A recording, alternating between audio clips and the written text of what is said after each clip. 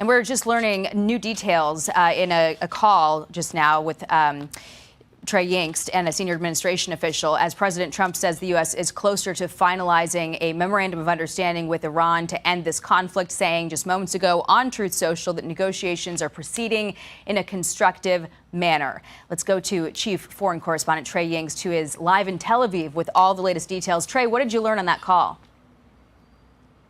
Yeah, Jackie, good morning. A senior administration official just briefed a small group of reporters about the ongoing negotiations with the Iranian regime, indicating this deal will not be signed today, but there is significant progress toward a deal. I asked this senior administration official about the issue of Iran's highly enriched uranium and other enriched material. The official says that if the Iranians make significant accommodations on the enrichment question, then we will make significant accommodations on sanctions relief. As for the other enriched material, the official says, we do not think that a final deal will permit enrichment, going on to say, if we have a final deal where the Iranians are enriching, then you don't have a final deal.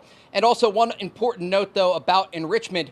The plan here is to deal with all of the enriched material to ensure that the Iranians do not ever have a path to a nuclear weapon. Now, this senior administration official, Jackie, also talked about the Strait of Hormuz amid reports today in Iranian state media that the agreement would focus on the number of vessels allowed through this critical waterway and not the return to status quo.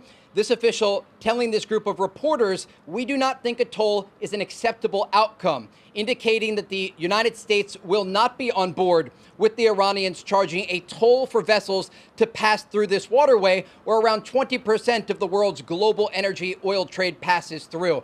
And so a lot of developments here, and again, that indication that the deal is not going to be signed today, but that progress is taking place. This official saying their system just does not move fast enough to get the deal together today. And you heard from President Trump there on Truth Social just a few minutes ago. This progress is being made, and the president sees this as very different from the Obama administration deal that was made with the Iranian regime. To the joint force. Jackie? Today, I want to highlight and proudly describe the essential role of our intelligence enterprise and the role that they play in conducting our military operations. The totality of their work is the culmination of days, months, and in many cases, years of work by our uniformed and civilian intelligence professionals. We have been able to do the work that we are ordered to do because America's intelligence force, including our core collectors and analysts, have spent decades searching for every loose thread. From the determination of a particular intelligence requirement to that piece of intelligence being collected in the field by a military or interagency case officer, to the rigorous analysis that goes into reporting on that finding, those team members spend their careers answering the incredibly important questions that we must attempt to answer before, during, and after operations. They live in the enemy's mind. Normally located behind the green door or behind the vault door in dark, windowless rooms across the world, 24 hours a day, 7 days a week, 365 days a year, are world-class intel members from DIA, our service intelligence components, NSA, NGA, CIA, NRO, and in the case of the operations that I've just described, the Office of Naval Intelligence, all work tirelessly to sift through the mountains of collected information using tools, tactics, techniques, and procedures that I'm not going to discuss today.